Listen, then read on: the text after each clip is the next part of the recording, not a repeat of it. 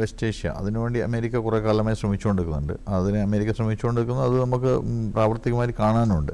ഇപ്പം കഴിഞ്ഞ ഇടയ്ക്ക് UAE-യിലത്തെ ഇസ്രായേൽ അംബാസിഡർ ഞാൻ അവിടെ കണ്ടിട്ടുണ്ടായിരുന്നു. അപ്പോൾ അവർ പറയുന്നത് വെച്ചാൽ ഞങ്ങൾക്ക് UAE-ൻ്റെ ഹെവി ഇൻവെസ്റ്റ്മെൻറ്റ് ഇസ്രായേലിലേക്ക് വന്നിട്ടുണ്ട്.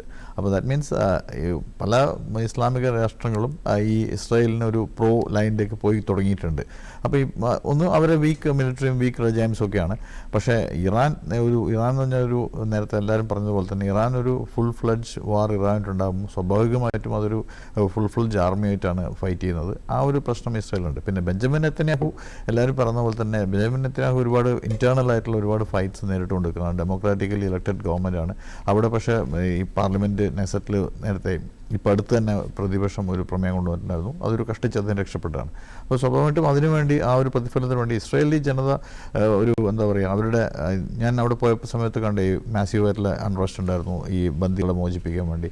ആ ഒരു കാര്യം ഇപ്പോഴും നടന്നുകൊണ്ടിരിക്കും. ജെറുസലേമിലും ടെലവീവിലും എല്ലാ മേജർ സിറ്റീസിലും നടന്നുകൊണ്ടിരിക്കണം. അവർ പ്രൈം മിനിസ്റ്റർ ബെഞ്ചമിൻ നെതന്യാഹുവിൻ്റെ ഒഫീഷ്യൽ റെസിഡൻസിലേക്ക് മാർച്ച് നടത്തിയിരുന്നു ഫ്രം ടെലവീവ് ടു ജെറുസലേം. അപ്പോൾ അങ്ങനെയൊക്കെ ഉണ്ടാകും. അപ്പോൾ അത് സ്വാഭാവികമായിട്ടും ആ സാധനം നടക്കുന്നുണ്ട്. ഏതായാലും അമേരിക്ക എൻ്റെ റോൾ എങ്ങനെയാണ്, അമേരിക്ക എങ്ങനെയാണ് ഈ റോൾ പ്ലേ ചെയ്യാൻ പോകുന്നത്, അല്ലെങ്കിൽ അമേരിക്കൻ പ്രസിഡന്റ് എന്ത് ചെയ്യാൻ പോകുന്നു എന്നുള്ളത് പ്രധാനപ്പെട്ട ഒരു സാധനമാണ്. അമേരിക്കൻ പ്രസിഡന്റ് ഡയറക്ടർ ഇൻ്റർവ്യൂ ചെയ്തിട്ടുണ്ടെങ്കിൽ ഈ വാർ ഉടൻ തന്നെ നിൽക്കാൻ പറ്റും, അല്ലെങ്കിൽ നിർത്താൻ പറ്റും. അമേരിക്കൻ പ്രസിഡന്റ് സ്വിച്ചിട്ടോടെ നിർത്താൻ പറ്റും. പിന്നെ ഇന്ത്യക്ക് നേരത്തെ പറഞ്ഞതെന്ന് എനിക്കറിയില്ല, ഇന്ത്യക്കൊരു റോളുണ്ട്. ഇന്ത്യക്ക് ഇറാനുമായിട്ടും അതേസമയത്ത് ഇസ്രായേലായിട്ടും ഈക്വലായിട്ടുള്ള റിലേഷൻഷിപ്പ് ഇന്ത്യക്കുണ്ട്. ഇറാൻ എപ്പോഴും നമ്മുടെ സുഹൃത്തായിരുന്നു. ഇറാനുമായിട്ട് നമുക്ക് ജിയോ പൊളിറ്റിക്കലായിട്ടും കൾച്ചറലായിട്ടും ഒക്കെ നമുക്ക് ഒരുപാട് റിലേഷൻഷിപ്പ് ഉണ്ട്. ആ ഒരു സാധനം ഇന്ത്യക്ക് എങ്ങനെ ലിവറേജ് ചെയ്യാൻ പറ്റുന്നുള്ളത് ഈ വാറിൻ്റെ ഒരു പ്രത്യേകത, അല്ലെങ്കിൽ ഈ വാറിൽ എങ്ങനെ ഈ സാധനം മിഡ് വേയിൽ നിർത്താൻ പറ്റുമെന്ന് എനിക്ക് തോന്നുന്നുണ്ട്.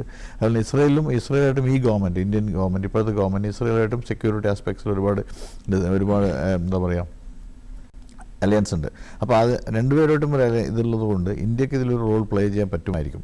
പിന്നെ ഞാൻ നേരത്തെ പറഞ്ഞ പോലെ തന്നെ അമേരിക്കൻ പ്രസിഡന്റിന് ഒരു പ്രധാനപ്പെട്ട പങ്കിൽ വഹിക്കാൻ പറ്റും. അമേരിക്കയിലത്തെ ജൂയിഷ് ലോബി വളരെ സ്ട്രോങ് ആണ്. ജൂയിഷ് ബാങ്ക്സ് ആണ് അവിടെ ഉള്ളത്. ആ ഒരു എക്കണോമിക്കൽ ലോബിക്കെതിരെ അമേരിക്കയിൽ ഒരു പൊളിറ്റിക്കൽ പാർട്ടിക്കോ ഒരു പ്രസിഡന്റിനോ അതിനെതിരെ പറയാൻ പറ്റില്ല. സ്വാഭാവികമായിട്ടും അമേരിക്കൻ പ്രസിഡന്റ് ഇതിൽ ഇൻ്റർവ്യൂ ചെയ്യുകയും ഈ വാർ നിർത്താൻ സാധ്യതയുണ്ട് എന്നാണ് എൻ്റെ ഒരു പക്ഷം.